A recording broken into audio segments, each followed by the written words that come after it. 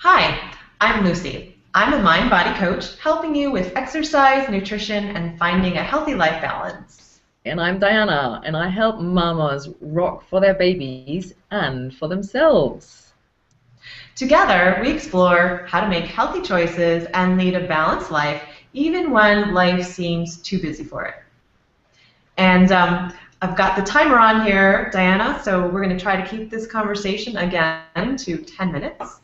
And I believe last time we left off talking about sugar and trying to keep the added sugar in kids' foods down to a minimum.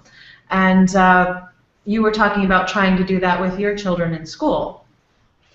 Yeah, and actually, in particular, I was worried about possibly I don't know what's the right word here. Instilling habits, is that the right word? Instilling habits in children that will have an impact on their relationship to sweets throughout their lives.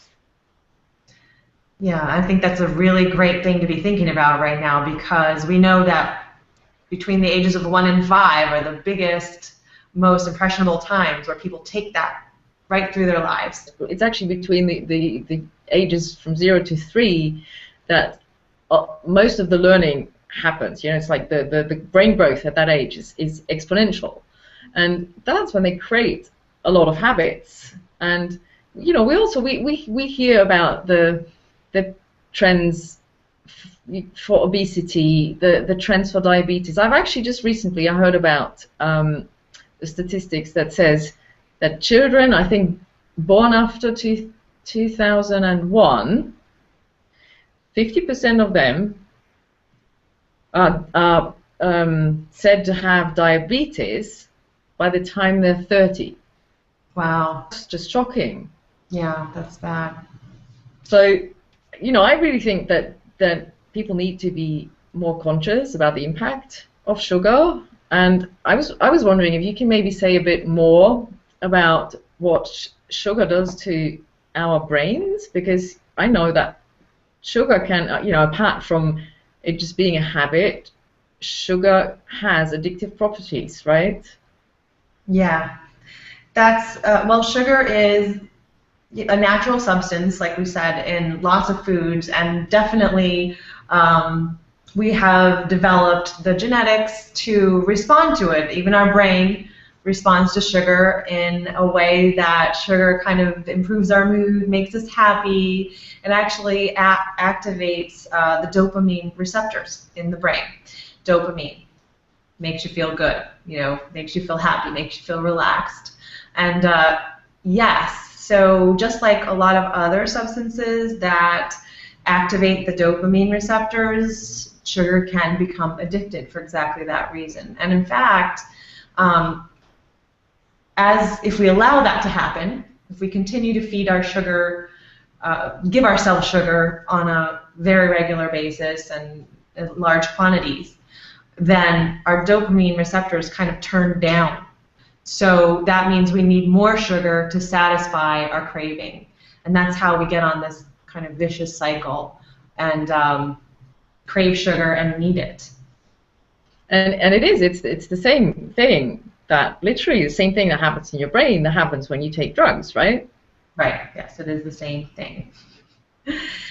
So, and you know, there are food cravings, addictions, food addictions, and just like there are addictions to alcohol and things like that. So sugar is one of the biggest ones these days that we've been talking about, and I guess because it's quite a surprise. But also, we find, you know, there's a lot of added sugar in a lot of things, and that's another problem, because I feel that a lot of people aren't really aware of the amount of sugar that they're eating. People just kind of eat unless they're turned on to being interested in knowing what's in the foods that they eat. And so one of the first things to do is start to look at the nutrition label, the ingredients, the nutrition data actually, that you'll see on a packaged item. And even if it's not packaged, a lot of restaurants these days will have the information. But just kind of get familiar with how much added sugar is in the breads that you eat, the cereals that you eat. If you have, you know, muffins in the morning or whatever from Starbucks or another coffee shop, just get to be aware of that. So you have an idea of how much you're eating, and then you can do something about it. You can decide what you want to do about it then. Yeah, it's actually, now that you're talking about the labels and reading the nutritional information, it's quite important to know what's the amount that's okay and where does it get too much. So maybe we should just share, for women, I think the daily recommended maximum is 6 teaspoons of sugar per day. Is that right? It's recommended is 6 added teaspoons of sugar. Of right? sugar. And bananas and apples and things, that doesn't count. It's natural sugar, but the added teaspoons of sugar is like, you know, you get 10 teaspoons of sugar in an average can of soda, 12-ounce can. 10 teaspoons. That's it for the day, right? Yeah, and that's actually 10 teaspoons is the daily recommended maximum of added sugar for men. So that's like 1 can of soda and you're there. Right, and then you don't want to have any more added sugar, so no cookies, no cakes, and you even want to check your cereals because a lot of cereals have a lot of added sugar, and when you read what the serving size is in these cereals, it's usually about half a cup or maybe 2/3 of a cup, so you definitely want to get to know what you're putting in your body.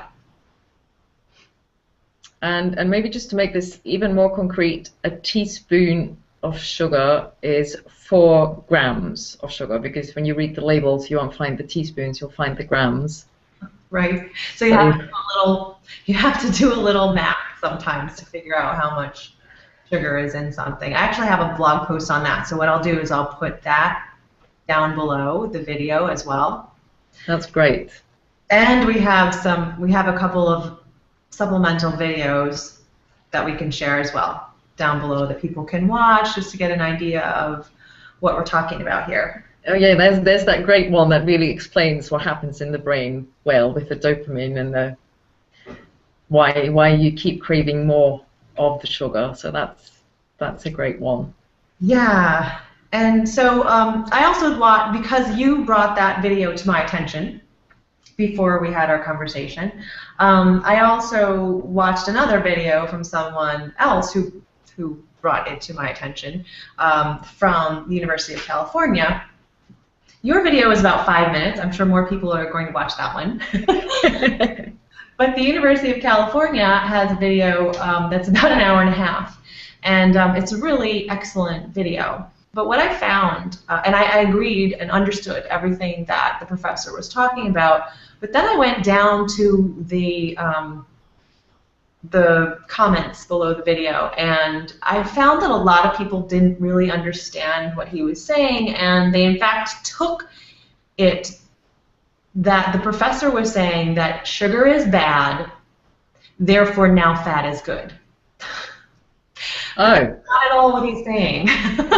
He wasn't saying, okay, we were wrong, fat is not a problem anymore. He was actually just saying, okay, now we're seeing that sugar is a really big problem. And the reason why it's a problem is because, well, he gave a bunch of reasons why, but a lot of reasons why comes from the fact that there's so much added sugar and it's used for baking and for processing and for to take the place in a lot of the low-fat foods, take the place of fat.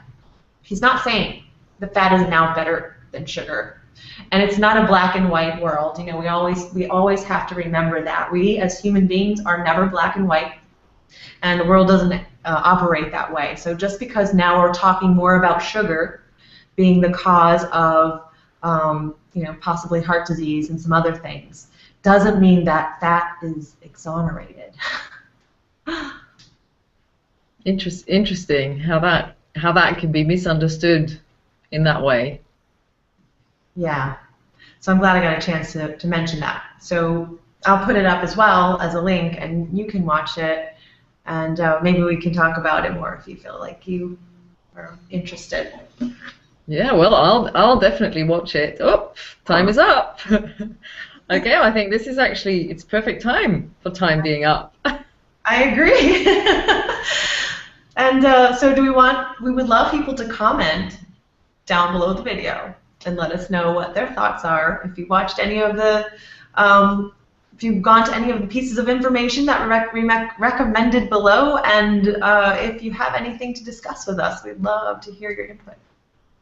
Yeah, so anything that you would like us to pick up as a subject for our chats, we'd love to hear that. Okay, so I guess we're signing off. Yeah, we are.